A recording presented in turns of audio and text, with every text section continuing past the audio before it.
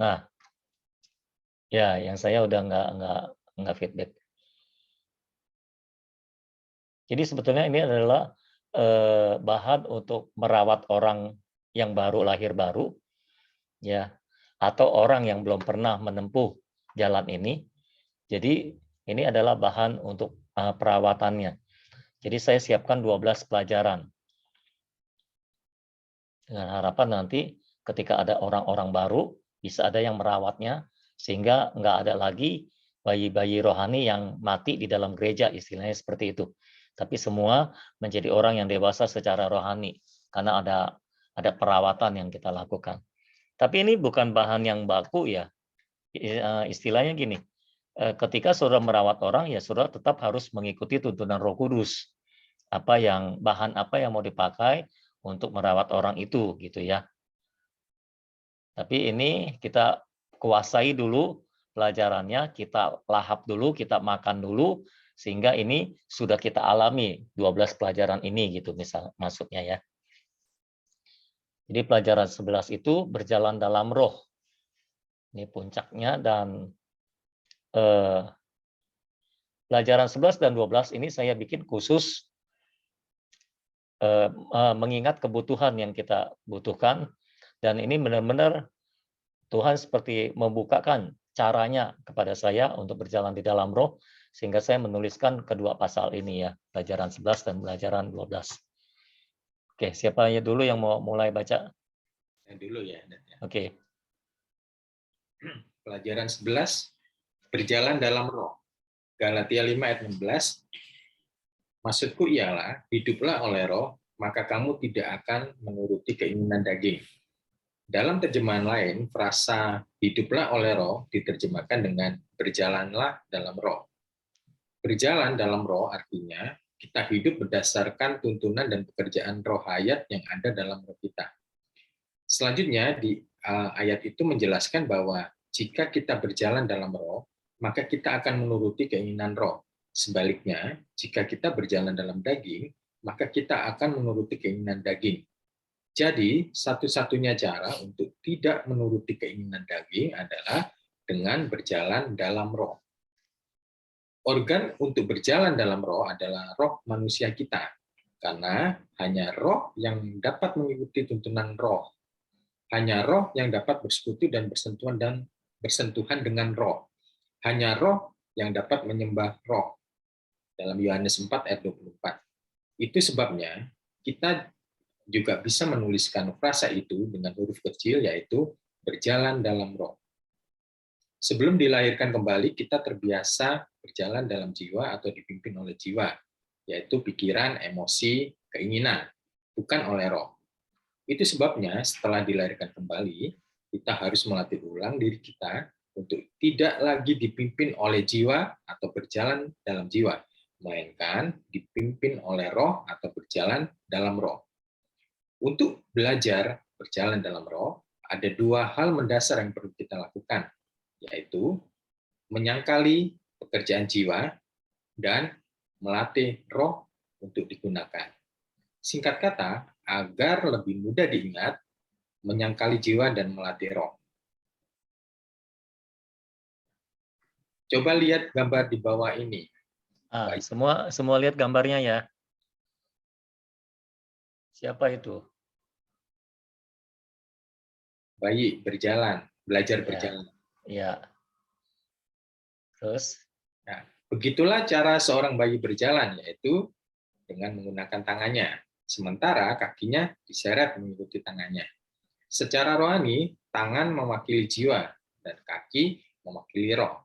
Seperti itu jugalah seorang bayi rohani berjalan. Ia menggunakan jiwanya untuk berjalan, sementara rohnya terseret-seret mengikuti jiwanya. Jadi bukan dipimpin oleh roh, tapi oleh jiwa.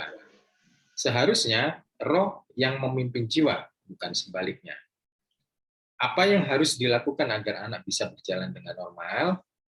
Ia harus latihan berjalan, yaitu menyangkali pekerjaan tangan dan melatih kakinya untuk digunakan. Coba lihat gambar berikut ini. Nah, cara orang belajar berjalan seperti itu ya, perhatikan ya. Ini bisa diterapkan sebagai gambaran untuk rohaninya. Oke, lanjut. Ya, begitulah cara anak belajar berjalan. Tangannya dipegang agar tidak bekerja, dan kakinya dilatih untuk digunakan berjalan. Dengan terus latihan seperti itu, satu kali kakinya akan menjadi kuat dan anak itu bisa berjalan secara normal dengan kakinya. Lalu tangannya akan mengikuti gerakan kakinya.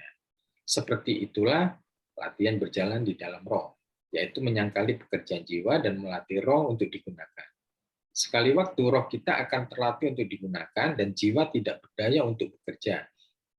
Karena terus disangkali, jadi kita berjalan dalam roh secara normal. Lalu jiwa akan mengikuti serta mengekspresikan gerakan roh tersebut. Roh yang memimpin dan jiwa ditaruh di atas roh untuk mengikuti. Roma 8 ayat 5. Sebab mereka yang hidup menurut daging memikirkan hal-hal yang dari daging, mereka yang hidup menurut roh memikirkan hal-hal yang dari roh. Roma 8 ayat 8. Mereka yang hidup dalam daging tidak mungkin berkenan kepada Allah. Ya, apakah itu jelas? Ya, jelas. Ya, silakan ada yang mau dibahas.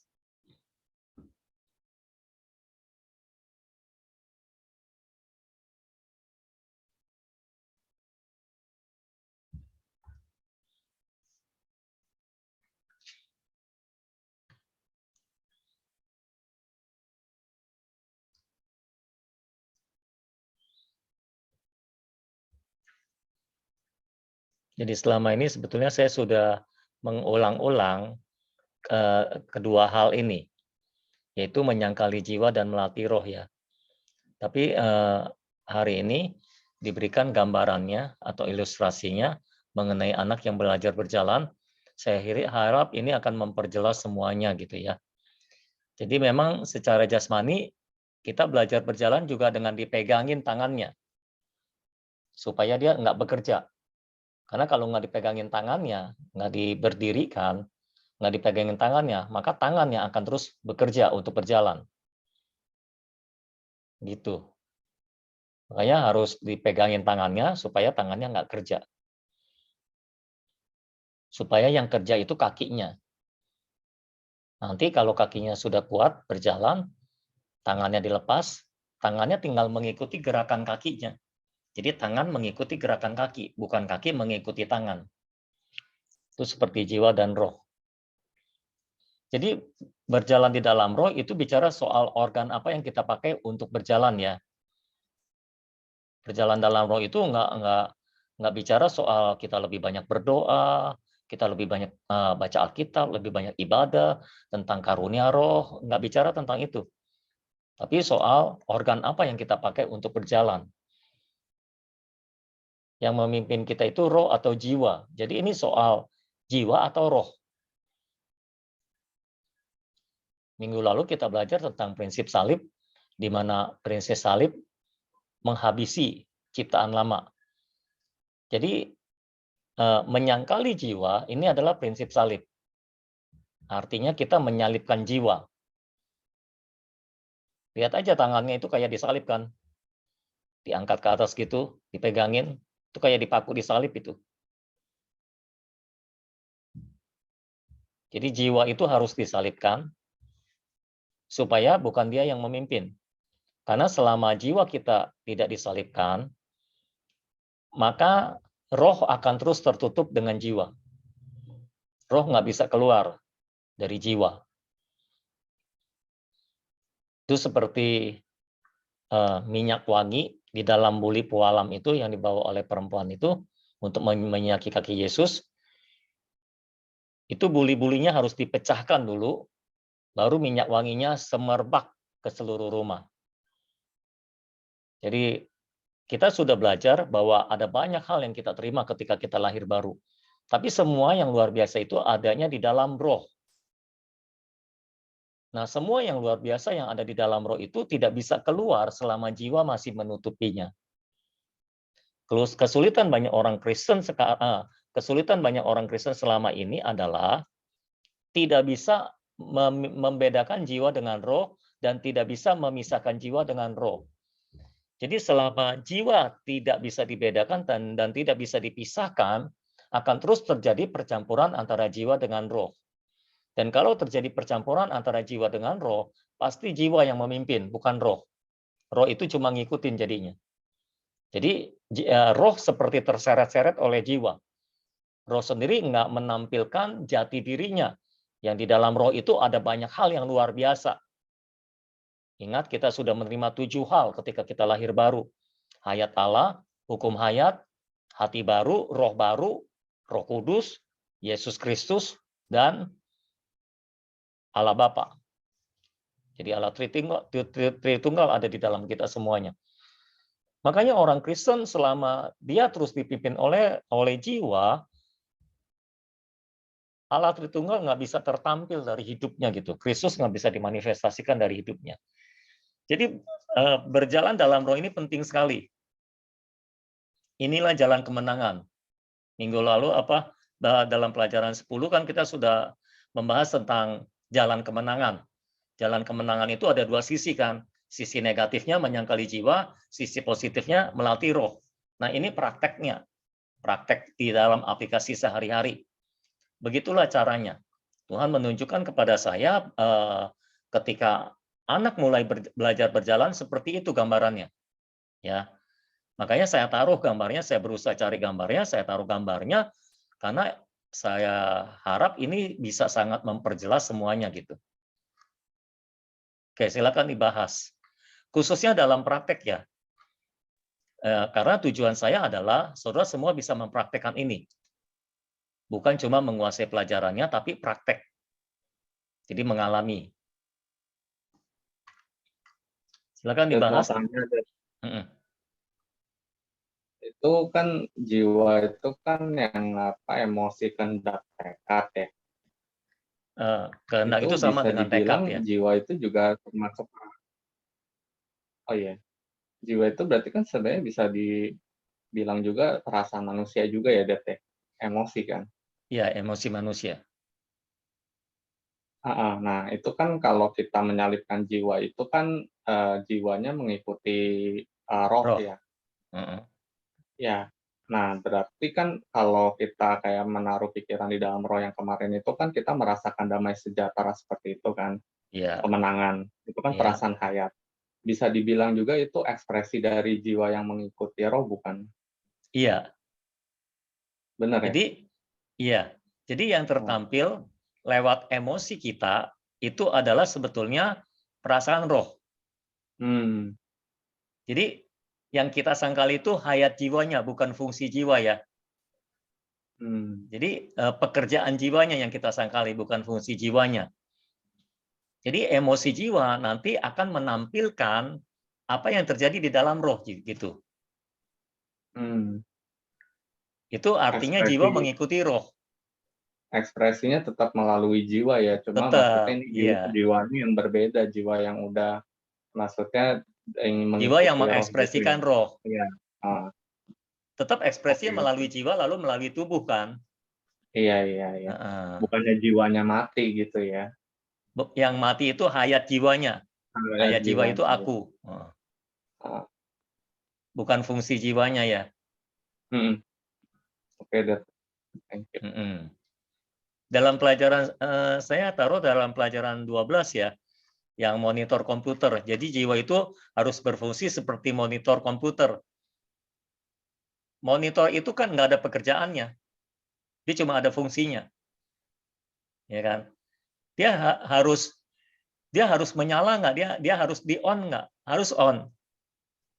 Kalau saya nyalakan komputer, monitornya nggak on, nggak ada yang tertampil. Tapi sebetulnya monitor ini nggak punya pekerjaan sendiri. Pekerjaan dia cuma menampilkan dan mengekspresikan apa yang terjadi di CPU. Ya kan? Makanya kabelnya dia cuma 2. Yang satu terhubung ke listrik, yang satu terhubung ke CPU. Dia menampilkan apa yang ada di CPU. Monitor nggak jalan sendiri. Monitor nggak kerja sendiri. Kalau kita nggak ngetik apa-apa di CPU, lalu monitor menampilkan huruf-huruf, kita bingung sendiri. Kok monitor bisa kerja sendiri gitu. Jadi harusnya jiwa kita berfungsi sebagai monitor. Dia nggak ada pekerjaannya sendiri, dia nggak boleh jalan sendiri, dia cuma mengikuti roh gitu.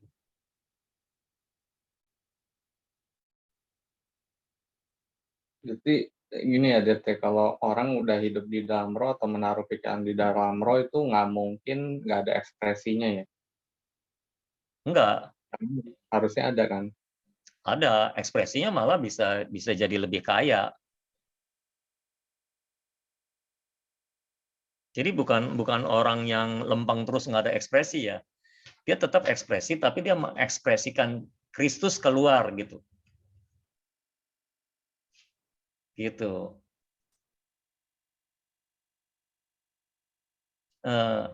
Saya harus meluruskan, kaya yang saya maksud bukan berlebihan ya.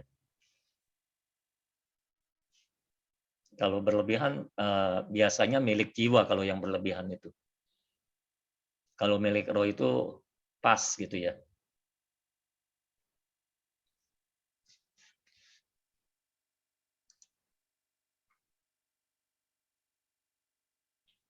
Oke, ada lagi. Jadi tolong hubungkan ke prakteknya ya, sehingga saudara bisa praktekkan gitu. Jadi pembahasannya kalau bisa soal bagaimana mempraktekannya.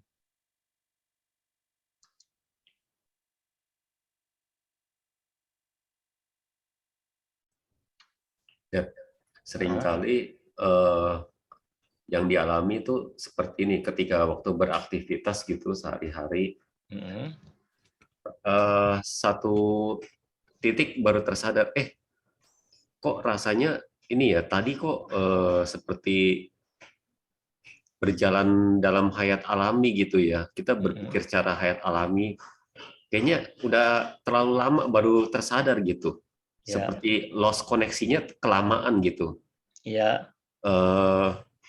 Mestinya kan ini ya, nggak terlalu lama kalau terjadi lost koneksi, bisa cepat berpaling ke dalam roh gitu ya. Tapi seringkali terjadinya kayak kelamaan gitu. Harusnya selalu ada dalam roh gitu ya. Iya. Oke. Kenapa tuh? Coba yang lain bisa jawab nggak?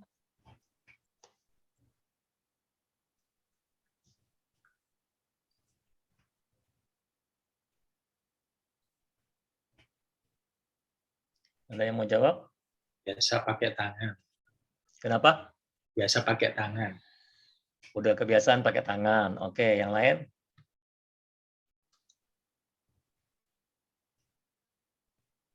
Jiwanya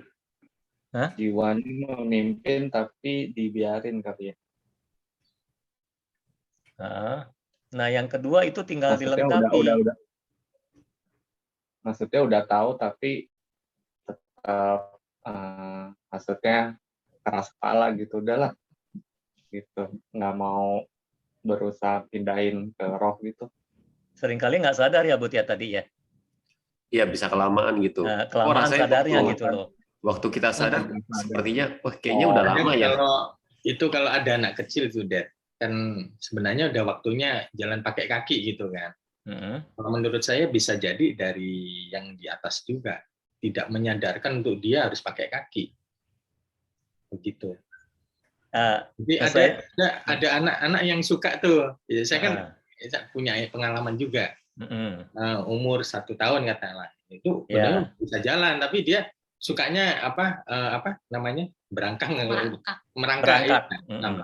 gitu, terus apa-apa pakai tangan, jadi dia males udah keasikan gitu. Dan ya kalau saya amati sepertinya orang tuanya itu kayaknya antara nggak tega atau mungkin kayak tidak ada ini gitu loh. Jadi ya udah dibiarin gitu aja sampai biarkan dia alami gitu. Mungkin mikirnya kayak bisa jadi kayak gitu.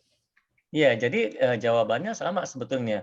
Berarti orang itu kurang menyalipkan jiwa dan kurang melatih roh. Gitu. Ya. Makanya kenapa dua-dua harus jalan. Jadi sehari-hari kita harus terbiasa untuk menyangkali pekerjaan jiwa dan melatih roh gitu. Makanya di pelajaran 12 nanti saya tulis tentang melatih roh. Karena kalau kita cuma menyangkali jiwa tapi nggak melatih roh, kita tetap kayak gitu, lost connection-nya kelamaan baru sadar gitu. Karena kurang melatih roh. Pasti kurang melatih roh itu. Ya kan? Pada pengambilan keputusannya juga. Kenapa? Kembali kepada pengambilan keputusannya. Enggak, orang dia nggak sadar. Jadi sadarnya udah lama, baru sadar, lost koneksi nih gitu. Jadi dalam kehidupan sehari-harinya, dia pasti kurang melatih roh dan kurang menyangkali jiwa gitu. Jadi kalau setiap hari kita melatih diri kita untuk menyangkali pekerjaan jiwa dan melatih roh, terus menyangkali jiwa, pasti kita nggak lost koneksi kelamaan kayak gitu. Kita akan lebih banyak berada di dalam roh daripada di luar roh.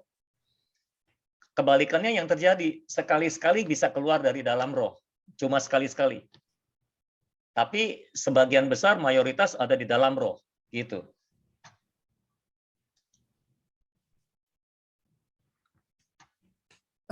Jadi orang yang hidup dalam roh ada kemungkinan balik ke jiwa gitu ya, Det?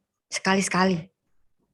Tetap ada. Pasti ya, Det. Soalnya kalau digambarin sama anak yang udah biasa berjalan sama kaki, pakai kaki, ya.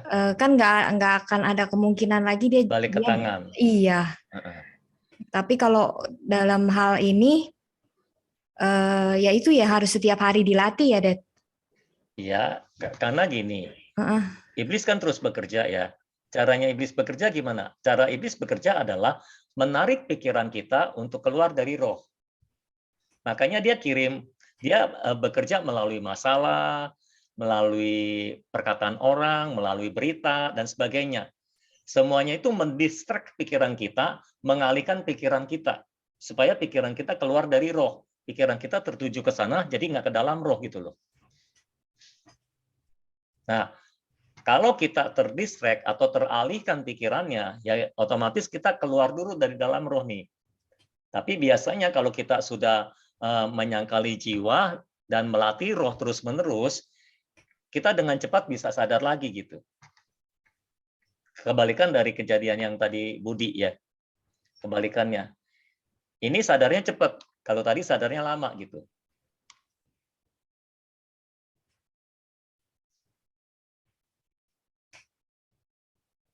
Gitu ya, Yolis. Ya, oke, Det. Thank you. Ya, coba bahas lagi dalam pengalaman. Mami mau ngomong. Romi dulu aja. Enggak, tadi aku ngeliat Mami udah senyum-senyum terus. Oh, ada kontak batin ya, Rom ya? Kalau Budi kan tadi seperti lost connection-nya lama. Tapi kalau saya tuh sebenarnya udah sering diingetin masalah nonton sinetron. Waktu dulu kan saya pernah bersaksi yang katanya Tuhan udah bilang di dalam hati saya. Itu gara-gara sebenarnya pas saya lewat itu lagi ada setel SCTV. Jadi sekali nggak lihat kelanjutan. Terus itu kan 2 jam. Jadi selalu dalam hati saya sebenarnya udah memperingatkan jangan nonton. Sebenarnya itu waktu 2 jam itu biasa saya tuh habis, pokoknya saya baca Alkitab, saya baca pelajaran, saya belajar ini, belajar itu. Jadi waktu saya habis, nah Tuhan udah peringatkan. Tapi seringkali yang seperti dulu saya bersaksi, akhirnya saya masuk rumah sakit. Di situ saya bertobat. Saya tahu itu gara-gara itu ya. Saya tahu karena apa nggak tahu ya di dalam roh saya. Nah kemarin ini saya udah bertobat, nggak mau nonton lagi, udah. Kemarin ini tuh kan kejadian tahun lalu ya. Terus tahun ini pas ada di SCTV, pas lagi sinetron lagi. Jadi itu sinetron jam 9 sampai jam 11 kalau nggak salah. Sekali nonton keterusan, padahal di dalam saya udah nih, jangan. Terus udah. Waktu saya habis berjam-jam itu. Kalau seminggu aja udah 14 jam. Akhirnya Tuhan tuh seringkali kalau saya nggak bisa dibilangin, itu Tuhan kasih satu hal yang nggak enak. Cici saya bisa masuk rumah sakit.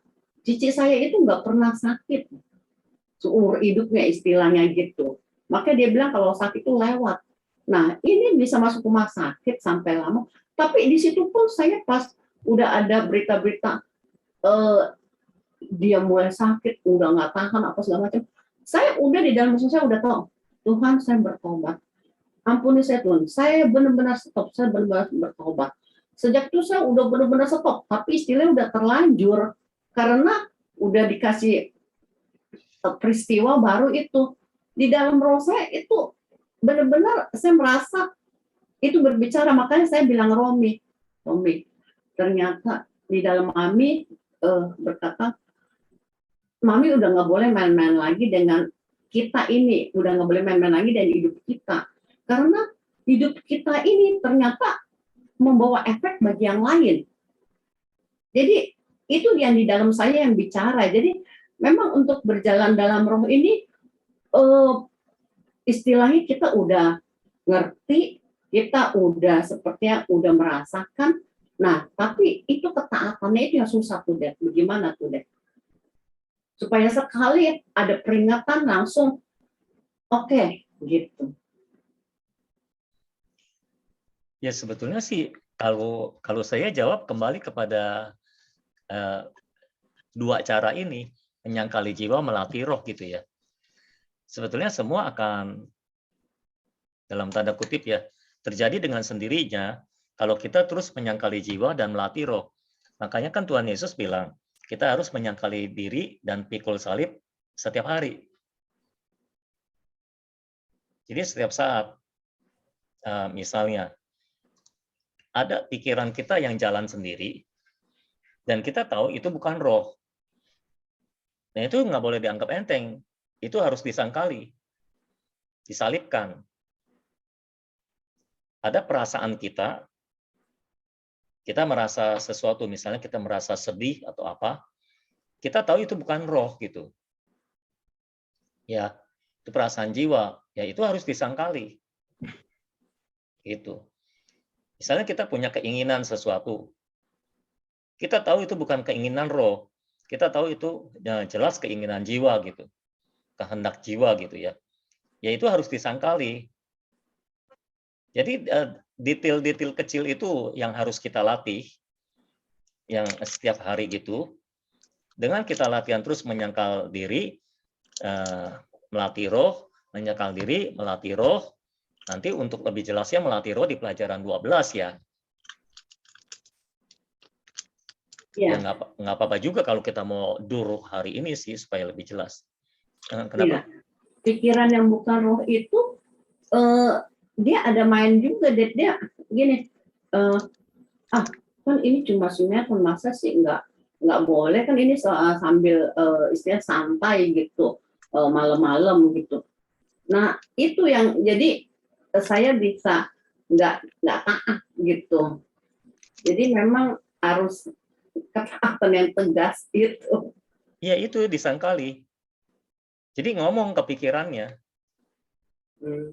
Dan dalam nama Yesus, aku menyangkali pikiran, aku menyalibkan pikiran gitu. Aku menaati roh. Pikiran harus taat kepada roh. Pikiran harus mengikuti roh gitu. Berarti harus ngomong kali ya, Dede, jangan diem. Kita harus ngomong. Jadi di entertain jadi kayaknya udah enak, santai gitu. Tahu-tahu harus ngomong. Dihadang sama peristiwa baru bertobat. Iya, menyalibkan jiwa itu harus ngomong. Kita harus ngomong. Kalau diam aja ya kita akan terus ke bawah gitu. Ya mungkin kesalahannya nggak ngomong gitu. Iya, kita harus ngomong. Jadi setiap saat kalau kita tahu, oh ini bukan roh nih, nggak berasal dari roh nih. Ini dari pikiran nih, dari jiwa gitu ya. Ya disangkali gitu. Waktu berkata-kata seperti tadi itu beda ya sama mensugesti diri, sama sekali beda ya waktu berkata-kata kayak gitu. Beda kalau mensugesti diri, kamu memasukkan misalnya pikiran kamu apa? Pikiran kamu tadi pikirannya apa? Ngomongnya? Nah, Merni tadi pikirannya apa ngomongnya? Pikirannya nggak berjalan dalam roh. Enggak. Tadi yang ngomong di pikirannya apa? Perkataannya? Oh itu nggak apa-apa gitu, nggak apa-apa. Nyantai aja gitu ya? Iya, nggak apa-apa. apa-apa. Nah, Jadi kan sekalian istirahat. tapi kan kita merasakan perasaan roh berbeda ngomongnya kan. Jadi roh dengan pikiran beda. Itu kan seperti yang Rasul Paulus alami kan. Pikiran, menurut pertimbangan pikiran, Tuhan udah membuka jalan di sini. Tapi di dalam roh dia merasakan sesuatu yang berbeda gitu. Pemicunya ketidakhadiran Titus di situ. Waktu dia mau masuk mana tuh? Makedonia atau apa? Dan akhirnya dia mengikuti yang roh gitu. Itu kan peperangan antara daging dengan roh ya. Kalau mensugesti diri, kita mensugesti dengan pikiran yang berlawanan. Misalnya, kan tadi bilangnya nggak apa-apa, ya. Terus kamu masukin pikiran yang berlawanan dengan itu, ya. Nonton TV itu kedagingan, misalnya kayak gitu, ya. Nonton TV itu kedagingan, itu tidak boleh, Allah tidak berkenan, misalnya kayak gitu, itu kan berlawanan. Nah, itu bisa mensugesti diri. Kalau ini kan kita ada pilihan ya. Ini pikiran ngomong gini, roh ngomong begitu, berbeda. Jadi kita harus memutuskan untuk memilih yang mana gitu. Nah, itu sebabnya saya bilang selalu menolak jiwa, melatih roh gitu. Karena selama kita nggak menolak pekerjaan jiwa ini, kita sulit untuk melatih roh. Kayak gitu. Karena depannya sama-sama kata-katanya enggak apa-apa, nggak boleh. Gitu. Iya. Jadi, iya. Iya, kalau mensugesti diri, Nggak kamu apa-apa. memasukkan pikiran yang berlawanan. Atau kamu terus-menerus memasukkan pikiran yang kamu mau masukkan ke dalam pikiran kamu. Itu mensugesti diri. Misalnya kamu mau kaya, kan kalau pembicara motivasional ngajarinnya gitu. Kamu mau kaya, kamu harus mensugesti diri. Aku orang kaya gitu misalnya.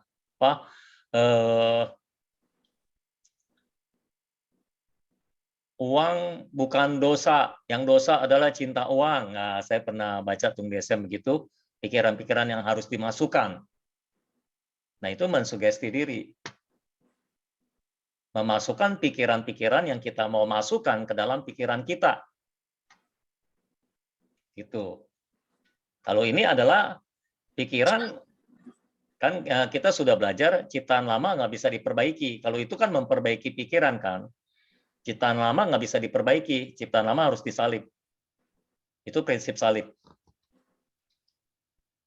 Jadi sebagaimana Kristus sudah menyalibkan ciptaan lama, kita harus mengikuti Kristus. Ciptaan lama disalibkan, bukan diperbaiki.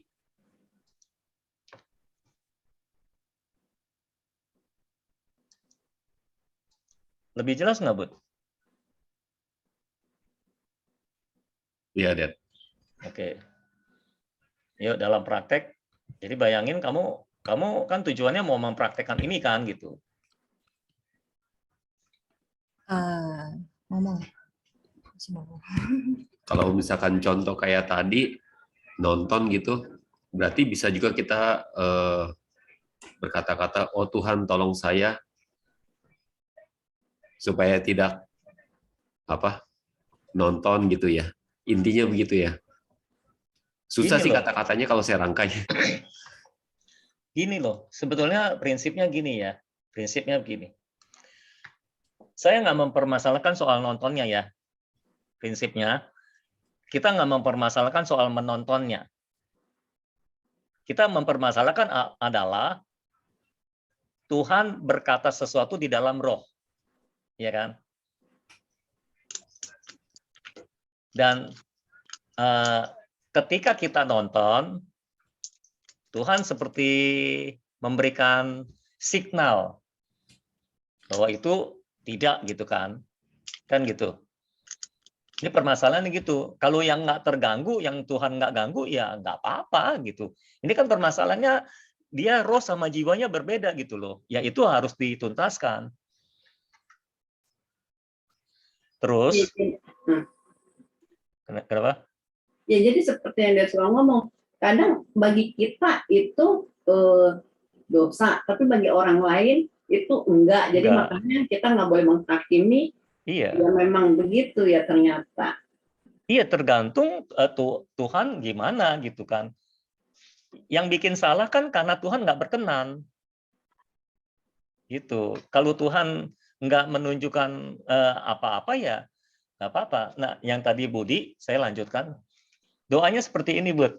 Jadi kalau mau ininya praktek langsungnya, doanya bukan Tuhan tolong supaya aku nggak nonton gitu ya.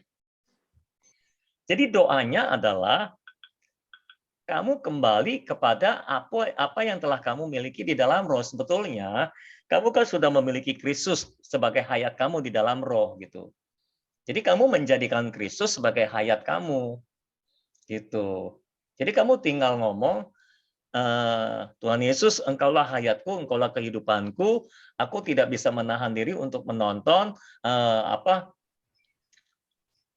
Aku tidak bisa menahan diri untuk menikmati kesenangan dunia ini, istilahnya gitulah ya gitu ya. Engkaulah yang mampu menolak kesenangan dunia. Aku tidak punya kemampuan itu gitu. Jadilah kehidupanku. Engkaulah kehidupanku, engkaulah hayatku gitu. Ya. Engkaulah yang menolak kesenangan dunia ini. Engkaulah yang membuat aku bisa menolak kesenangan dunia ini. Aku sendiri nggak punya kemampuan itu. Begitu aja. Oh iya deh. Jadi jangan sampai kita terjebak pada Taurat lagi gitu. Jadi tetap harus ke Kristusnya. Kristus yang harus jadi hayat kita gitu. Nanti Tuhan yang akan memberi, Tuhan yang istilahnya Tuhan yang akan bergerak menjadi hayat kita. Tuhan ambil alih tuh, Tuhan yang menjadi hayat kita, dengan sendirinya kita punya kemampuan itu. Sama seperti saya pernah cerita, dulu sebelum saya lahir baru, saya suka baca buku-buku cerita. Tapi setelah saya lahir baru, artinya kan Tuhan bawa saya ke dalam roh, dan kebetulan saya terus di situ, akhirnya ketika saya baca buku-buku cerita lagi, passion-nya nggak ada gitu loh. Passion-nya hilang. Jadi nggak ada nafsu lagi untuk baca buku-buku cerita. Udah, jadi saya nggak lanjutkan. Nah, ada sih orang yang walaupun passion-nya hilang, karena dia pikir dulu dia suka baca-baca buku cerita, dia tetap lanjutkan. Lama-lama, tuntunan rohnya yang hilang kalau dia lanjutkan. Jadi itu kan pilihan kan, kita mau ikuti tuntunan roh atau kebiasaan lama. Nah, kebetulan dalam pengalaman saya, ya saya ketika passion-nya hilang, saya tinggalin itu gitu. Jadi saya lebih suka baca Alkitab, berdoa gitu. Ngikuti tuntunan rohnya gitu. Itulah yang membuat kita lebih bertumbuh. Jadi yang membuat kita bertumbuh itu pengalaman seperti itu. Itu namanya pengalaman hayat kan.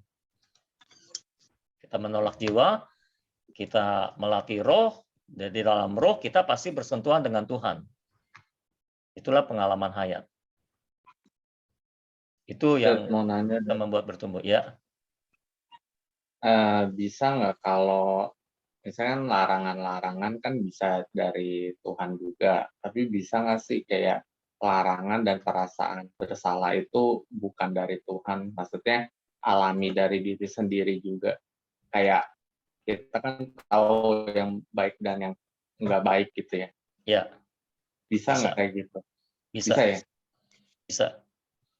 Dan iblis bisa mendompleng. Membedakannya gimana, Det, kalau yang gampang nih? Oke, larangan dari diri sendiri atau dari Tuhan? Harus ada contoh ya. Kamu contoh kasusnya apa dong supaya jelas? Dulu apa yang boros, misalnya beli sepatu misalnya.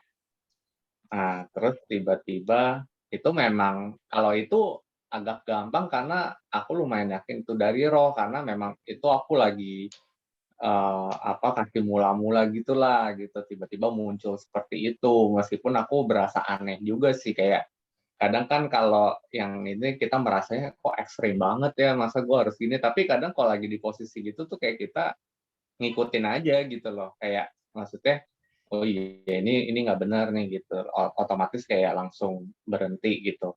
Nah, cuma maksudnya aku kan, tapi kadang mungkin bisa juga manusia bukan dari Tuhan gitu. Gimana mastiinnya lah ke kejadian aku yang seperti itu gitu. Oke, kalau gitu contohnya kasus yang mami kamu deh. Oke. Coba kamu analisa.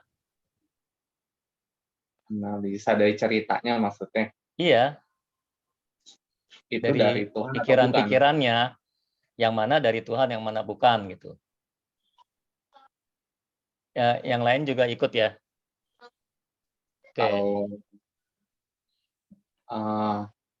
Kalau ini mungkin lebih dekat Tuhan kali ya, soalnya ada kayak jangan gitu, maksudnya kayak berperang di dalam gitu. Oke, yang lain? Kalau saya sih kalau ada perasaan merasa bersalah, ya itu sih bukan dari Tuhan ya. Karena kalau perasaan bersalah itu kan jadi menuduh kita. Sedangkan kalau dari Tuhan kan nggak pernah menuduh kita. Ya, yang tadi yang Merni cerita bagian mananya? Ya itu jadi dari pikiran karena merasa bersalah nonton terus langsung dikaitkan dengan efek terjadi ini, terjadi A, terjadi B. Dengan Mercy sakit maksudnya gitu kan? Iya. Ya kalau menurut saya sih ya itu sih. Soalnya saya tahu kalau dari Tuhan itu sih kayaknya nggak membuat kita jadi merasa tertuduh gitu, merasa bersalah. Ayo, dianalisa dengan perasaan roh. Ayo, yang mana roh, yang mana bukan. Dengan hati terbuka, ayo. Yuk, Budi Yulis bersuara. Romi.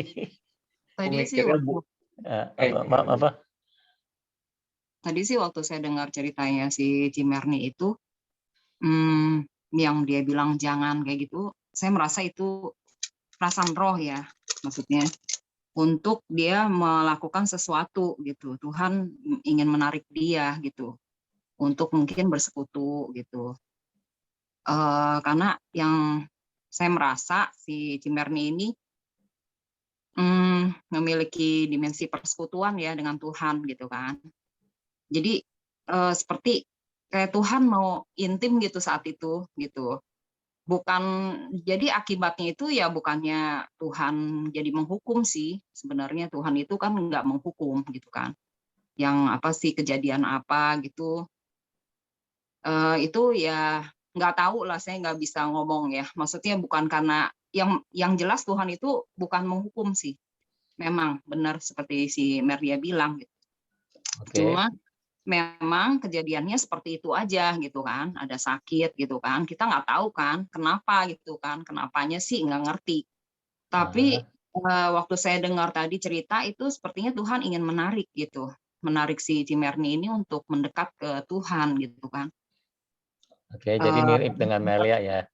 Pada saat itu ya diresponi gitu kan, untuk sebenarnya kan Tuhan bilang jangan ini gitu, jangan ini. Ya itu kan pasti bukan karena dia jahat gitu, bukan karena dia membatasi keinginan kita. Mungkin pada saat yang lain lagi kita boleh gitu melakukan sesuatu yang sebenarnya orang lain juga bilang mungkin bagi dia Taurat gitu, nggak boleh kalau bagi gua gitu kan. Bagi saya nggak boleh itu gitu. Tapi kalau bagi orang yang lain ya dia aman aja gitu hati nuraninya. Orang dia memang di Alkitab juga nggak ada kok itu juga benar gitu. Itu hal yang benar gitu. Itu hal yang tidak melanggar firman maksudnya. Kalau udah jelas-jelas melanggar firman, ya memang pasti juga nggak dilakukan kan sebagai anak Tuhan gitu kan. Tapi kalau memangnya kayak maksudnya sesuatu yang boleh iya, boleh enggak gitu kan. Ya terus kita jadi kalau misalnya Tuhan bilang enggak gitu, sama orang yang lain mungkin bilangnya enggak apa-apa gitu maksudnya. Aman gitu kan. Tergantung dari kedewasaan rohani orang gitu kan. Nah, kalau dalam saya sehari-hari, saya sih punya tools yang sehari-hari ini yang saya andalkan gitu kan. Yang membuat saya bisa menang, itu memang bukan keinginan saya gitu kan. Karena bukan karena tekad saya, bukan karena apa yang saya lakukan gitu, jadi bisa menyenangkan hati Tuhan, tapi dengan respon saya gitu. Jadi kalau misalnya saya alami, misalnya ya, ini dari pengalaman ya, dalam Misalnya nih ketika saya berdoa, itu saya menyembah Tuhan, saya lakukan itu sampai Tuhan menjamah hati saya. Itu. Tuhan menjamah hati saya. Kita kan butuh jamahan Tuhan kan setiap hari. Entah itu dari waktu kita berdoa, kita menyembah, kita baca firman gitu sampai Tuhan berbicara, sampai Tuhan menjamah. Pada saat itu, kalau saya sampai merasakan itu, sampai saya mengalami itu, entah itu mungkin juga ada satu pernyataan dari Tuhan gitu kan, baik melalui doa, penyembahan juga ada, Tuhan bisa ngomong gitu kan, melalui firman juga Tuhan bisa ngomong gitu, berbicara remanya apa gitu kan, bukan ngomongnya dari sesuai dengan kata-kata yang ada di situ gitu, maksudnya ada sebuah pernyataan roh gitu. Kalau sampai saya nerobos seperti itu, ada terobosan di dalam roh saya, maka sepanjang hari itu saya akan lebih aman dan lebih terjaga. Bukan berarti saya jadinya ngasal ya, maksudnya itu juga kita kan hidup dalam roh juga selalu alert ya, waspada gitu kan. Bukannya ketakutan ya, tapi maksudnya tetap gitu menjaga gitu koneksi kita dengan Tuhan. Pada saat saya udah aman di dalam doa saya, itu yang selama ini sih yang saya alami. Itu maka sepanjang hari itu saya seperti tahu gitu loh. Sepertinya udah berjalannya natural, nggak usah kayak diatur. Nggak boleh ini ya, nggak boleh itu ya, nggak boleh ini. Ayo awas, hati-hati, nggak boleh begini. Tuhan tuh nggak begitu gitu. Tuhan itu kan pribadi kan. Jadi dia itu bukan robot gitu loh, maksudnya suruh ataupun kitanya yang jadi robot gitu. Bukan begitu.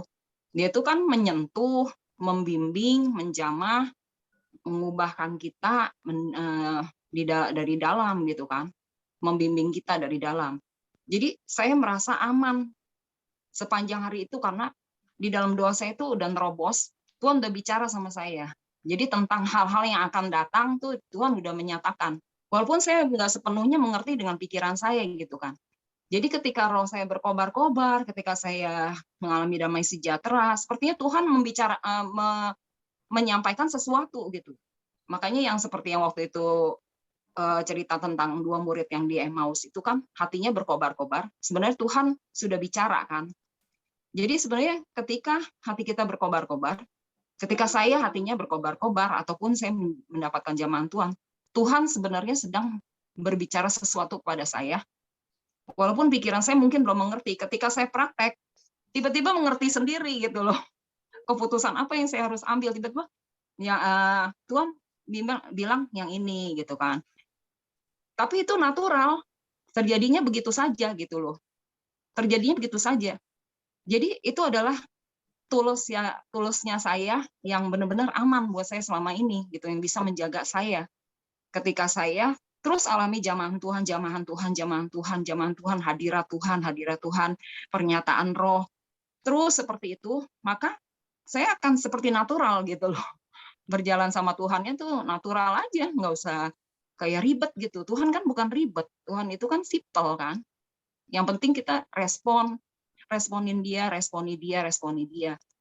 Jadi makanya waktu saya misalkan saya WL kayak begitu, kalau saya alami jamahan Tuhan gitu, ya itu nggak akan performance gitu kan, nggak akan kayak pertunjukan gitu. Ya apa yang saya alami di ruang doa itu, yang saya alami, ya itulah yang keluar gitu loh. Yang keluar waktu di ini memang bisa nangis gitu kan. Itu kan bukan karena dibuat-buat gitu kan. Ya memang bisa juga sih orang WL itu ya karena jiwanya mungkin dia sedih ataupun itu nangis karena jiwa, ya mungkin bisa terjadi seperti itu ya karena dia dalam pergumulan atau apa. Tapi selama kita mengalami jamahan Tuhan, terus kita doa tidak berhenti sampai mengalami jamahan Tuhan. Tapi kalau waktunya untuk kerja gimana? Masa kita doa terus? Ya enggak juga. Tuhan, saya haus gitu kan. Yang penting kita rindu gitu kan. Ketika kita rindu sepanjang hari itu pokoknya Tuhan seperti menuntun hati kita gitu loh. Tuhan seperti menuntun pikiran kita, perasaan kita untuk lakukan apa, lakukan ini. Tapi terjadinya secara natural, bukan kayak ada suara tiba-tiba dari sorga gitu. Gini. Bukan audible gitu, bukan. Tapi natural, langkah-langkah kita itu seperti kayak dituntun gitu loh.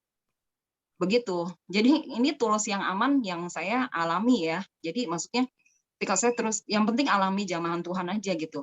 Rohnya berkobar-kobar. Kita tidak akan berhenti berdoa sampai Tuhan menjamah kita. Kita tidak akan berhenti baca Alkitab sampai Tuhan berbicara kepada kita gitu. Walaupun waktunya nggak cukup, kita bilang gitu sama Tuhan, Tuhan, saya benar-benar saya pengen gitu loh. Saya pengen alami jamahan Tuhan, saya rindu, saya haus gitu loh. Ini bukan lagi jadi keharusan, tapi haus gitu. Saya ambil contoh misalnya kayak Catherine Kuhlman gitu ya. Kok dia bisa kayak terbang sana, terbang sini waktu pelayanan gitu. Apakah dia performance? Dia nggak lagi performance loh. Padahal kalau orang lihat itu sepertinya performance. Dia kok bisa kayak ekspresinya begitu gitu loh. Bisa kayak apa ya? Ya pokoknya kalau lihat videonya, pokoknya ini deh, kayak pertunjukan ini orang gitu. Padahal dia nggak pertunjukan, itulah yang sehari-hari dialami sama Tuhan gitu loh, dinamikanya, dinamika persekutuannya itu sangat sangat dinamis di dalam jiwanya, dalam hatinya dia, dalam rohnya dia gitu. Tuhan tuh menjamah dia sedemikian rupa gitu loh, sampai pada saat dia ketika melayani, itulah yang keluar gitu loh. Jadi kita juga nggak usah takut sih, misalnya saya sebagai WL, saya nggak usah takut, saya itu performance gitu. Saya itu seperti pertunjukan. Saya nggak mau tahu lah, pokoknya saya mau pertunjukan apa enggak, pokoknya apa yang keluar sehari-hari itulah yang tercetus di dalam ini, di dalam ketika saya melakukan aktivitas sehari-hari ataupun juga pelayanan. Gitu. Jadi itu adalah tools yang aman selama ini yang menjagai saya gitu. Tapi bukan berarti kita udah amannya sampai kita ngasal pun nanti jadi ini ya. Kita juga tetap berkomunikasi tidak putus gitu sama Tuhan, ngobrol gitu, tetap lakukan itu gitu. Jadi menurut saya ya, dari pengalaman saya sih, saya seperti itu. Saya asalkan saya terus alami jamahan Tuhan, hadirat Tuhan. Jadi saya nggak akan takut dengan apapun juga gitu. Jadi kita, tapi waktu saya lah ya, waktu saya kering gitu, kok jadi agamawi gitu kan. Jadi kayak apa-apa nggak ngerti gitu loh.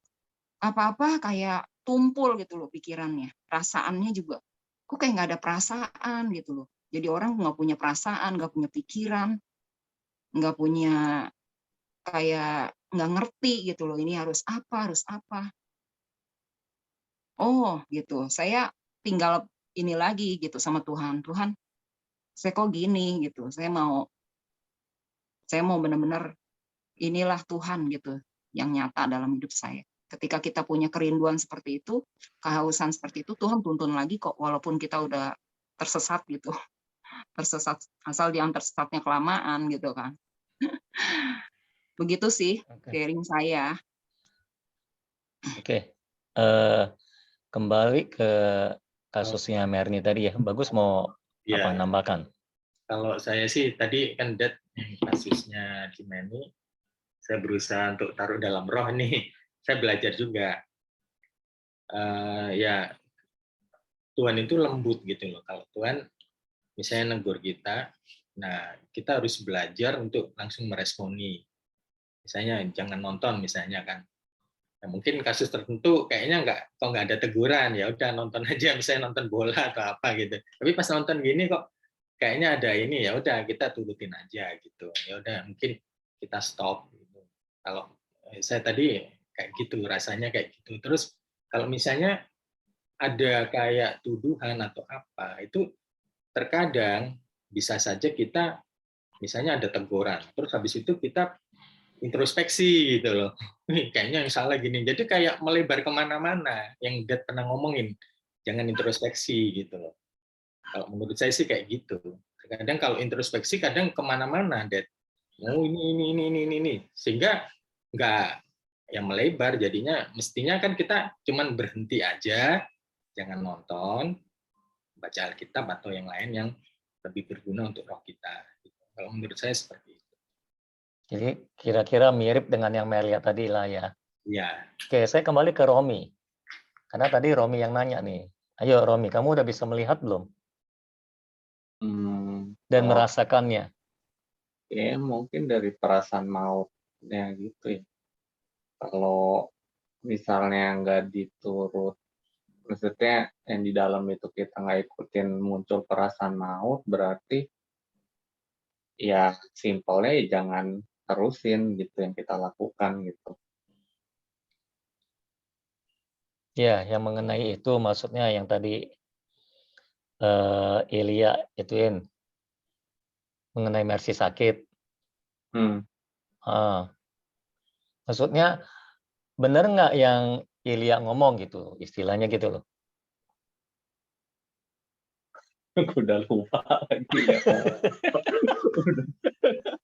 Maksudnya menurut Mami tadi kan gara-gara dia nonton nggak mengikuti suara roh, jadi ada-ada aja dia masuk rumah sakit lah.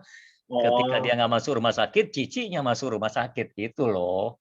Kalau itu menurut aku yang kayak Om Bagus bilang kali ya. Jadi karena nggak ngikutin, jadi kita nambah-nambahin sendiri. Jadi itu kayak pikiran kita yang main ke sana sini gitu. Oke, sekarang Merni kita serahkan. Budi Yulis belum kasih pendapat ya? Coba Budi Yulis. Apakah pendapatnya 2 atau 2 jadi 1? Perlu ngomong lagi Merlia.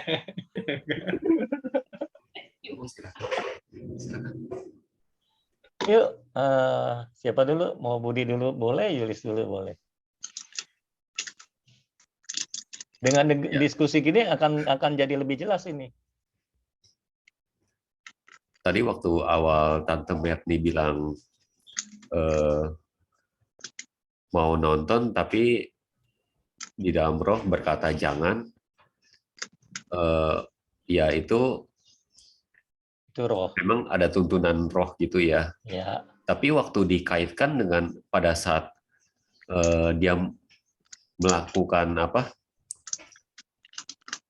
nonton gitu, terus menyebabkan ada orang lain yang menjadi sakit. Di situ yang saya nggak yakin hubungan sebab akibatnya gitu. ini lebih istilahnya lebih istilah hukum ya. Perkara sebab akibat. Analisa Budi kayak analisa saham itu. Option ya. Oke, kalau Yulis? Ya sama deh tuh kayak Budi. Oke. Ketika kamu mendengar seseorang bicara, kamu harus mendengarnya dengan roh. Ya kan? Nah, kalau kamu mendengarnya dengan roh, kamu akan tahu bagian mana yang roh, bagian mana yang bukan. Bagian mana yang Tuhan, bagian mana yang bukan. Kamu bisa merasakan itu gitu. Tapi itu boleh loh nggak? Maksud saya. Hah? Boleh nggak? Menurut saya bisa juga ya terjadi kalau kita takut. Kita takut gitu misalnya. Wah ini nanti bisa kecelakaan nih gara-gara gua nggak lakukan ini. Gara-gara saya lakukan ini gitu. Saya tidak lakukan ini atau saya lakukan ini. Maka itulah yang akan terjadi gitu. Karena kan itu juga iman yang negatif gitu. Ya tapi itu nggak ke orang lain dong. Kasihan dong kalau nasib orang lain ditentukan oleh kesalahan kita. Iya harusnya itu akan terjadinya ke kita gitu kan. Tapi kalau misalnya dia imannya seperti itu ya nggak ngerti juga ya. Bisa nggak terjadi orang misalnya, waduh gara-gara tapi kan itu juga dia sadarnya kan belakangan waktu si Cimersi itu sakit kan. Siapa ya yang sakit pokoknya ada yang sakit lah gitu ya, cicinya masuk rumah sakit. Itu kan terjadinya belakangan tuh dia baru sadar gitu kan. Nggak ngerti. Gini loh. Seperti saya bilang tadi, coba pakai ketika mendengar orang, coba pakai rohnya, bukan pertimbangan pikiran, ya. Nah, yang tadi itu kan bisa pertimbangan pikiran gitu. Kalau saya lebih memakai roh saya ketika mendengar seseorang. Jadi tadi juga saya tahu ketika dia hubungkan dengan Mercy masuk rumah sakit. Nah, ini pasti bukan Tuhan gitu. Cuma saya nggak selalu ngomong ya. Jadi seperti saya berapa kali bilang, ketika orang ngomong bukan dari Tuhan, orang ngomong dari dirinya atau dari Tuhan. Saya tahu, tapi saya nggak selalu ngomong ya. Itu garis bawahnya ya. Maksudnya saya nggak selalu ngomong. Cuma ini gara-gara Romi nanya, cari kasus yang susah, jadi saya pakai kasus yang sudah ada, sudah kelihatan gitu, untuk pembelajaran kita semua gitu. Nah sekarang kita kembalikan kepada Merni coba. Oke, saya udah dapat jawabannya. Nah, tuh kan dia udah dapat jawabannya. Dari dulu saya nggak dapat jawabannya. Yang pertama itu yang tadi Nah, Mam diskusi bilang, kita berguna kan, Rom? yang tadi Ya, Mam bilang, di pengadilan. yang tadi Mam bilang itu Tuhan mau supaya saya bersekutu dengan Dia pada saat itu. Saya rasa enggak, karena itu bukannya sekali, karena setiap hari 2 jam itu habis waktunya ke situ. Jadi perkaranya perkara buang waktu yang disoroti Tuhan, ya kan? Satu saat. Nah, Ya terus, kan? terus. Jadi sorry sebentar. Jadi ketika Tuhan menyoroti sesuatu, kita harus perhatikan apa yang Tuhan soroti. Jangan pakai pertimbangan pikiran. Ya. Dalam hal ini yang disoroti adalah buang waktu, ya kan? Tadi, nah saya menangkap itu. Jadi buang waktu yang disoroti, fokusnya ke situ gitu. Terus yang kedua yang gara-gara saya itu tadi dicatat ya? Dicatat ya? Itu baca catatan. Dicatat loh, Rom. Kalau nggak lupa. Oh iya, oke. So, yang tadi Bagus bilang introspeksi, dan juga Mam bilang mengaitkan itu, dan juga Merle bilang mengaitkan. Itu bukannya saya yang mengaitkan, tapi di dalam roh saya langsung berkata bukan ini gara-gara bukan, tapi saya merasa itu Tuhan pakai untuk menyetop saya. Karena saya itu susah di stop kalau udah nonton sinetron. Makanya Romi pernah kasih saya film Korea. Si Romi baru berapa episode, saya langsung bisa 16 habis. Berjam-jam. Ketahuan. Jangan aku dibawa-bawa dong. Bukan langsung 16-nya itu loh, Dek, ketahuan, Dek. Kelemahannya di sinetron ya. Oke, si Romi kan sampai, Mami, udah itu aku aja baru segini, jadi jauh dia sama saya. 16 itu berapa lama? Berapa hari ya, Dek ya? Harusnya kan 16 hari. Satu episode katakanlah 1 jam. Berarti 16 jam. Berarti 16 jam. Iya, dalam berapa hari? 1 hari. Kayaknya kurang dari seminggu ya. Cuma dalam 4 hari kok nggak salah. Itu kayaknya Eben juga kalah itu. Berarti 4 jam. Saya tuh orangnya penasaran. Aduh, lagi seru, lagi seru. Rasa penasarannya ini mesti hilang. Oke, terus. Jadi itu yang lainnya. Nah, jadi saya udah mendapatkan jawabannya kenapa sampai Tuhan melarang saya. Sedangkan kalau saya umpama ada sinetron yang pendek atau apa, yang bukan berjilid begitu, seperti nggak ada rasa bersalah gitu. Karena sebagai hiburan, nonton lawak juga nggak ada masalah. Ternyata tadi dari pembicaraan langsung saya terlintas, ternyata Tuhan itu nggak mau saya terikat. Kan itu mengikat saya. Jadi ikatan itu yang Tuhan nggak mau.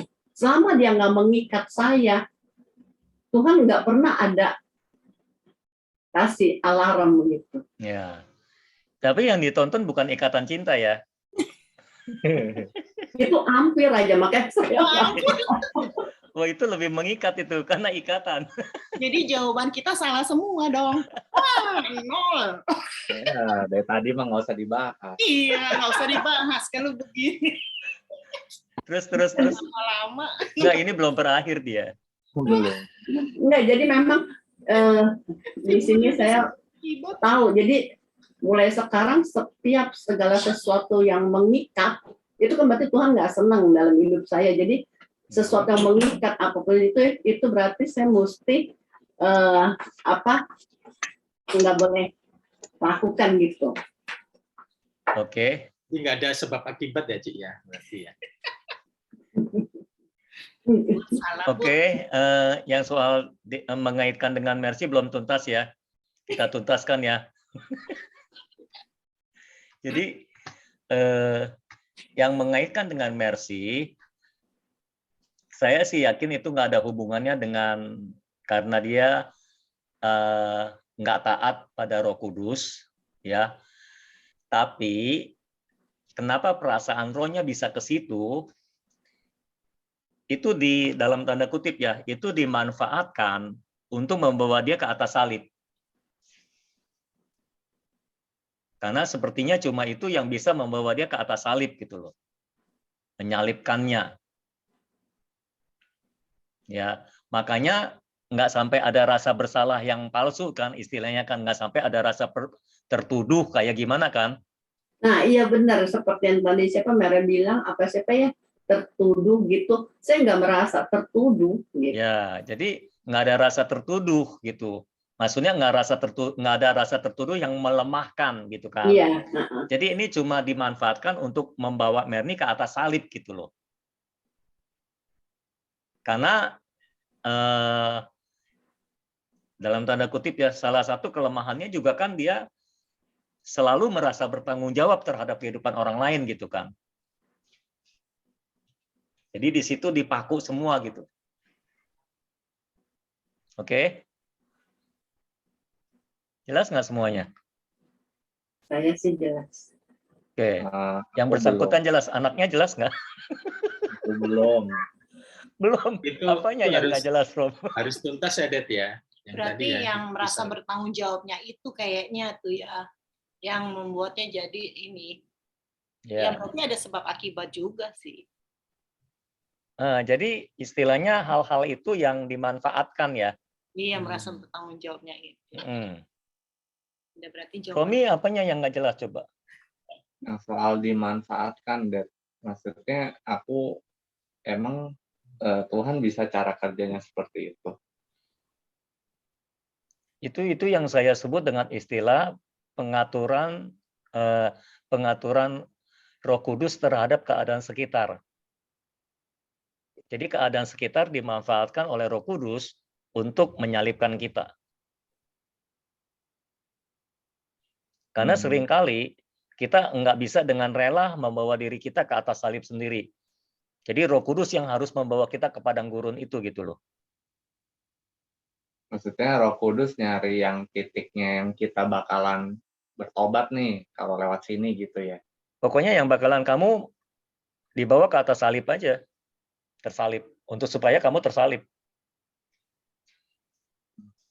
Jadi seringkali dia pakai keadaan sekitar juga. Itu pengaturan terhadap keadaan sekitar. Gitu. Ya. Jadi peristiwa kemarin itu telah membawa seseorang ke atas salib gitu. Ya. Nah, kalau udah tersalib itu bagus. Artinya akan ada kebangkitan gitu. Ya kan? Nah, sekarang jelas, Rom. Cuma emang yang soal pengaturan itu kita belum pernah diajarin ya, belum pernah belajar juga ya. Saya udah ngulang-ngulang terus sih ya. Di pengaturan Roh Kudus terhadap keadaan sekitar untuk meremukan kita itu loh. Untuk meremukan kita.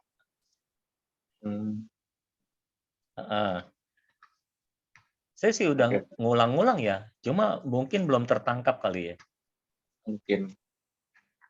Mungkin akan lebih tertangkap kalau kamu sudah ke atas salib juga. Ya mungkin. itu lebih nangkepnya lebih mantap gitu loh. Ya. Dan berarti penyaliban hanya bisa dilakukan oleh Roh Kudus ya. Istilahnya gini. Roh Kudus membantu membawa kita ke atas salib ya. Tapi pada akhirnya keputusan kita akan menentukan. Kayak misalnya peristiwa Merni nih. Roh Kudus sudah membantu dia, membawa dia ke atas salib nih melalui peristiwa ini gitu. Nanti tinggal tergantung dia keputusannya. Kalau dia biasanya ketika hal itu terjadi, dia akan banyak menerima terang juga dari Tuhan. Salah satunya dalam diskusi hari ini kan menerima terang kan. Kayak gitu. Jadi biasanya memang dibarengi dengan terang gitu. Tuhan menerangi gitu. Otomatis semua yang negatif dalam dirinya bisa terbunuh gitu. Udah disalib, diterangi gitu. Nah, kembali berpulang kepada responnya kan. Kalau dia meresponi dengan baik, dia akan mati disalib gitu. Karena dia nggak ngelawan gitu. Akhirnya dia menyerah pada keputusan kehendak Tuhan, istilahnya begitu. Nah, itu akan terjadi kebangkitan setelah itu.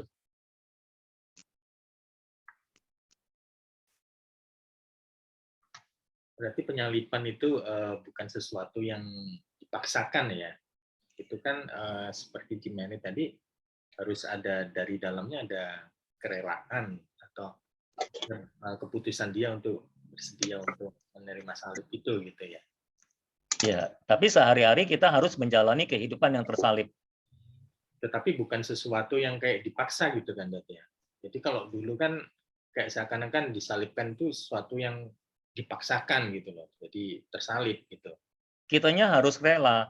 Kalau kita nggak rela, ya Tuhan akan pakai lingkungan sekitar. Oh ya. Itu untuk membuat kita rela. Istilahnya tuh, misalnya kita keras nih, ya. Jadi istilahnya Tuhan pakai lingkungan sekitar untuk melembutkan kita pada akhirnya, sehingga kita menyerah pada keputusan kehendak Allah gitu. Kalau orang yang keras kan sangat susah untuk menyerah pada keputusan kehendak Allah. Dia sudah tahu kehendak Allah apa, tapi dia tidak mau menyerah. Karena pertimbangan pikirannya, dia merasa dia mengerti kebenaran dan sebagainya, dia tidak mau menyerah kepada keputusan kehendak Allah. Nanti Tuhan akan mengatur lingkungan sekitar, memanfaatkan lingkungan sekitar. Gitu. Kayak gitu. Oke. Iya, saya yang mengalami, saya tahu. Jadi saya nggak dipaksa, Gus. Malah saya begitu berterima kasih banget sama Tuhan karena Tuhan selalu membalikkan saya kembali ketika saya tuh seperti nggak berdaya gitu untuk melawan segala keinginan daging saya. Jadi Tuhan mengatur semuanya sehingga saya balik kembali. Jadi saya malah berterima kasih gitu. Ya. Budi Yuli sudah jelas? Ada yang mau ditanya nggak?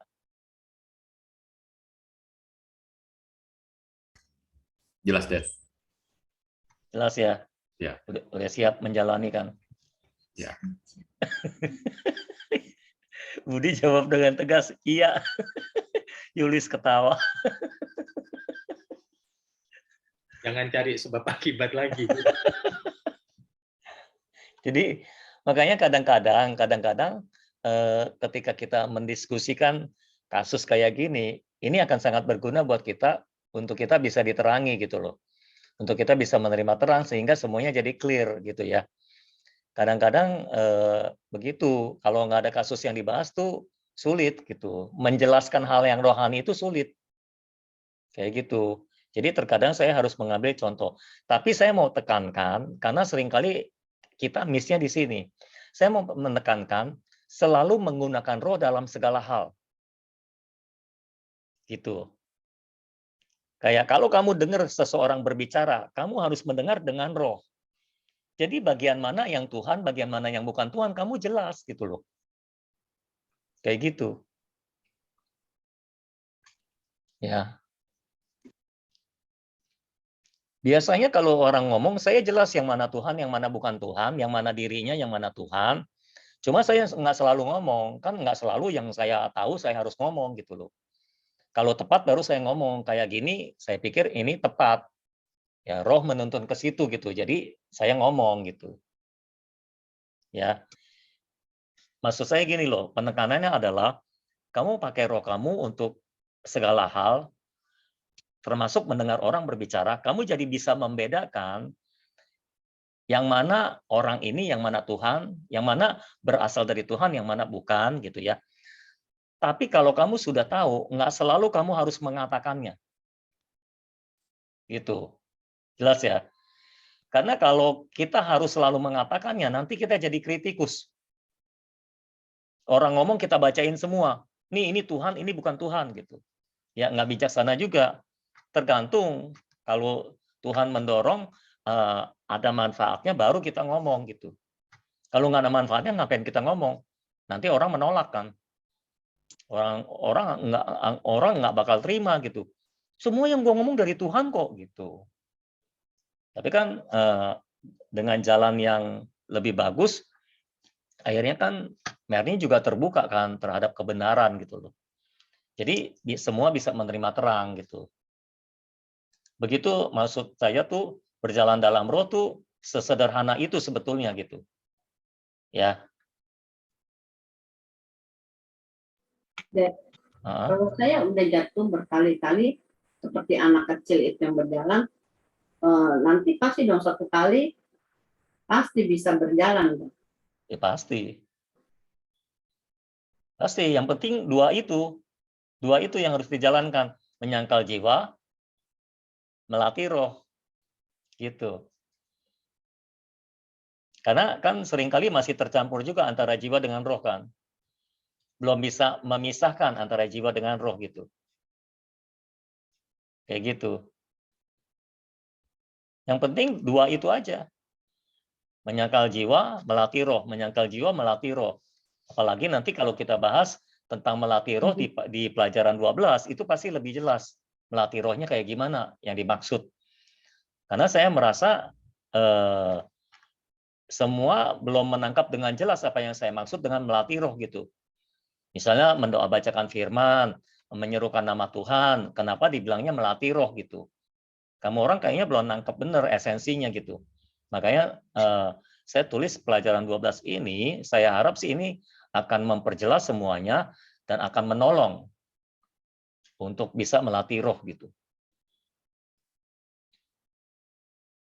Ya. Dad, ya. Kalau tadi kan Tante Merni kan berterima kasih tuh karena udah dibukakan tentang membuang waktu karena menonton. Nah, lalu kalau di saya nih ya, saya juga pernah kayak begitu. Terus muncul pikiran apa ya? Maksudnya kok jadi ini ya ribet ya? Nah, gitu. Kok gue nggak bebas amat ya gitu ya? Iya, kok ini nggak boleh, itu nggak boleh. Nah, itu berarti jiwanya muncul lagi gitu ya. Itu tuh tanpa dibuat-buat, jadi kayak muncul sendiri gitu pikiran itu, perasaan itu. Kok jadi banyak larangan ya? Ini nggak boleh, begini, harus begitu. Tapi larangannya dari dalam roh ya maksudnya ya? Larangannya masih bingung saya juga, Dad. Ya. Kalau ini kan jelas-jelas larangannya dari dalam roh ya. Makanya dia bersyukur. Iya. Jadi kalau muncul pikiran yang kayak tadi, misalnya kok jadi maksudnya nggak bebas, terikat atau harus ini harus itu tuh pikirannya berarti lagi berpikir di dalam daging gitu ya, Dad. Dan itu juga harus disangkalin kayak gitu ya. Ya, itu menunjukkan bahwa kamu belum menyerahkan diri kepada keputusan kehendak Allah. Jadi kamu masih mau bebas dari Allah gitu loh. Ya. Kalau orang udah menyerahkan diri kan terserah Allah maunya apa gitu.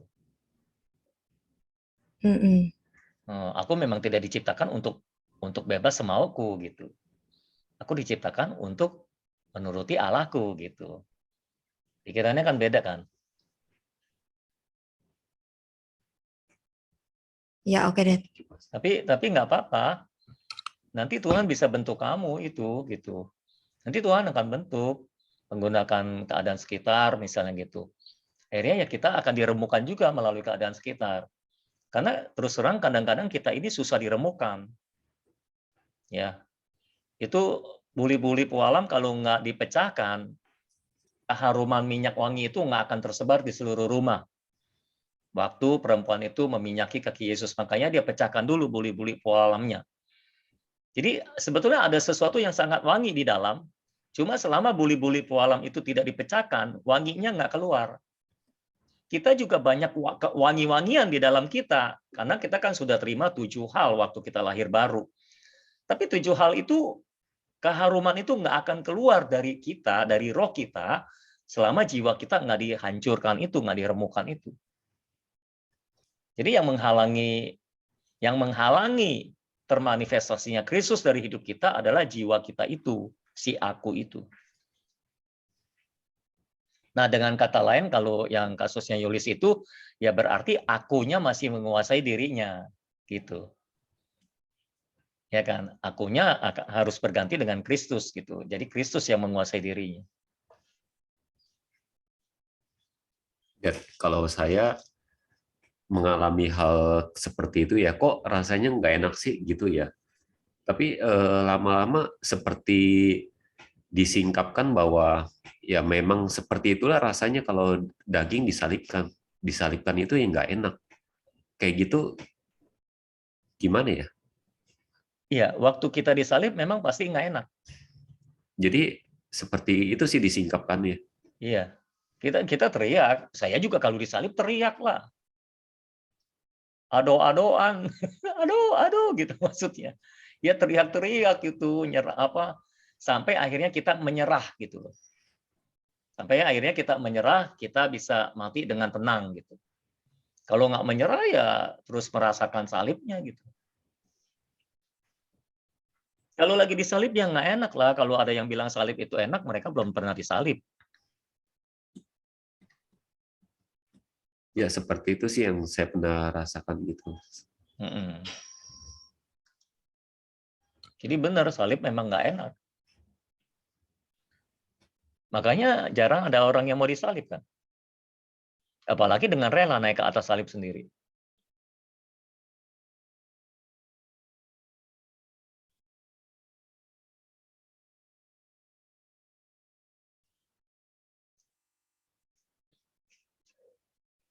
Ada lagi yang mau dibahas?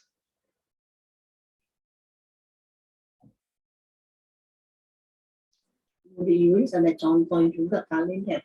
Yang mana? Yang mana maksudnya?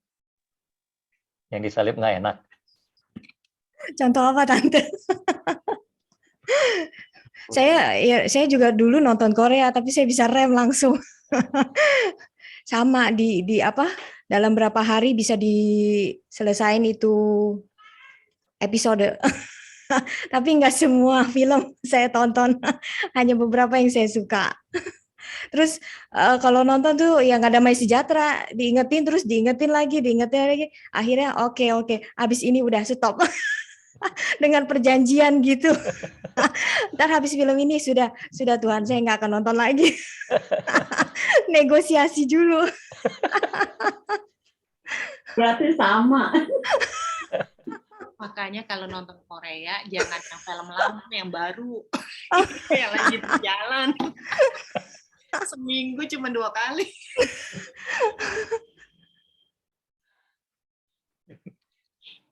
Tapi ada juga yang nonton film Korea cuma 2 kali tetap nggak enak perasaannya. Ada juga.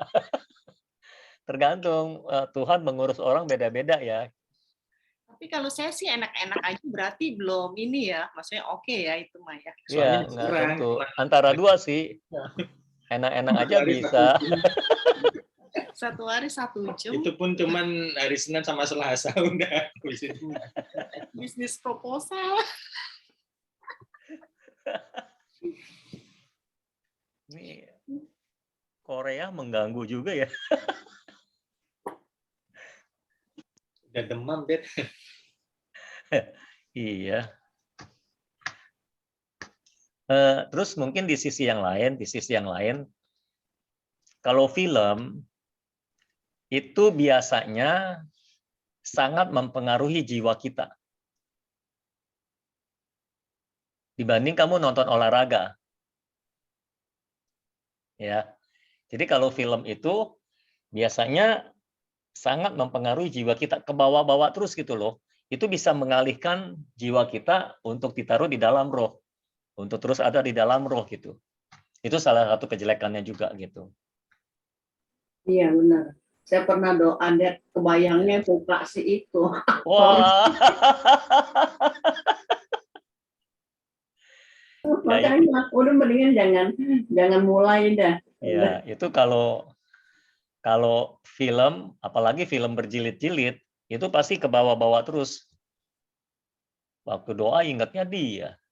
Nonton yang kemarin aja, yang tinju itu, yang si Aska Piki itu lucu.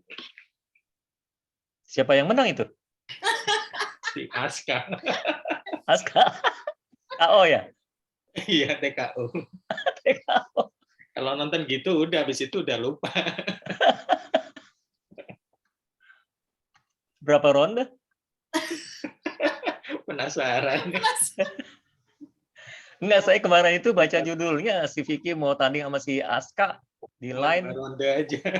5 ronde, 2. 2. Cukup 2 ronde, seluruhnya harusnya? Nggak tahu, 6 atau 3 lupa saya. 3. 3 ya. Ya udah kehabisan cara untuk mencari duit.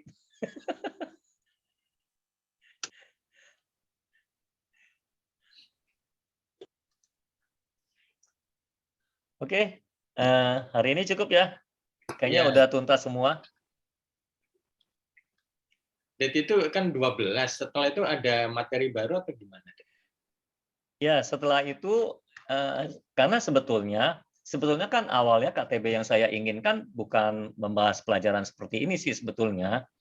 Ini kan kita beralih ke sini, manuver ke sini karena ada beberapa orang yang harus memimpin KTB dan saya khawatir mereka kurang menguasai pelajarannya gitu loh. Jadi harus dibahas dulu gitu. Sehingga mereka sudah diperlengkapi baru merawat orang gitu kan.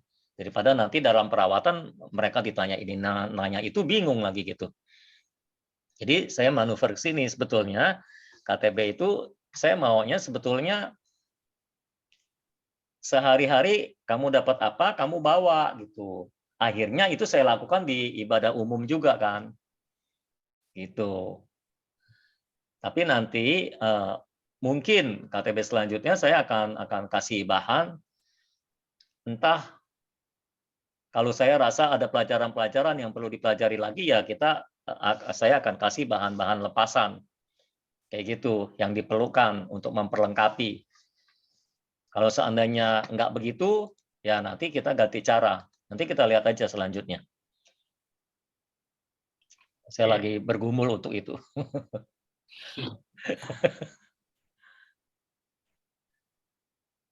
Yang melatih roh tolong dipelajari dulu ya sebelum kita ketemu Sabtu depan. Supaya kalau ada pertanyaan kamu catat dulu supaya nanti bisa dibahas dalam pertemuan Sabtu depan. Ya. Oke, cukup ya. Tuh, udah cukup. Mam udah siap doa kayaknya itu. Iya, Mam doa. Tutup.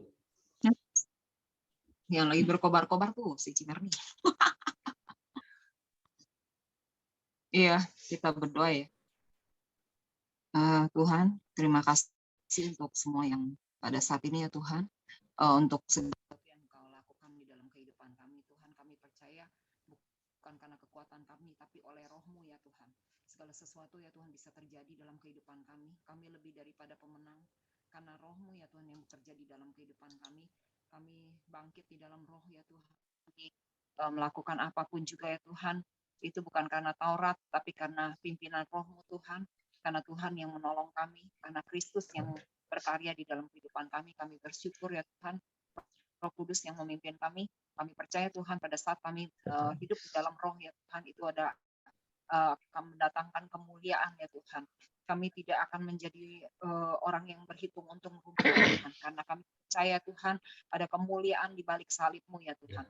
Ketika kami juga ya Tuhan menyangkal jiwa kami ya Tuhan dan selalu berpaling kepada Allah, selalu berpaling kepada Engkau, ada kemuliaan yang jauh lebih besar daripada segala kemuliaan dunia ini Tuhan, daripada segala kemuliaan apapun juga yang bisa dunia tawarkan dan segala sesuatu yang ada di dalam dunia ini ya Tuhan, semuanya itu pudar ya Tuhan dengan kemuliaan cahaya-Mu Tuhan, dengan kemuliaan sorga ya Tuhan yang akan kami nikmati pada saat kami hidup dan berjalan di dalam Roh ya Tuhan. Kami percaya Roh Kudus yang terus berkarya di dalam kehidupan kami, melembutkan hati kami, menjamah kami terus ya Tuhan, sehingga setiap hari kami selalu alami jamahan Roh-Mu Tuhan.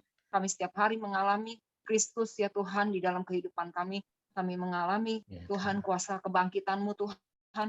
Kami terus mengalami Roh Kudus terus ya Tuhan berkata-kata firman-Mu Tuhan sampai roh kami berkobar-kobar ya Tuhan. Kami percaya Roh Kudus yang akan terus menyempurnakan kehidupan kami sampai kami bisa mencerminkan Kristus ya Tuhan, sampai Kristus termanifestasi ya Tuhan, terekspresi melalui seluruh keberadaan kami.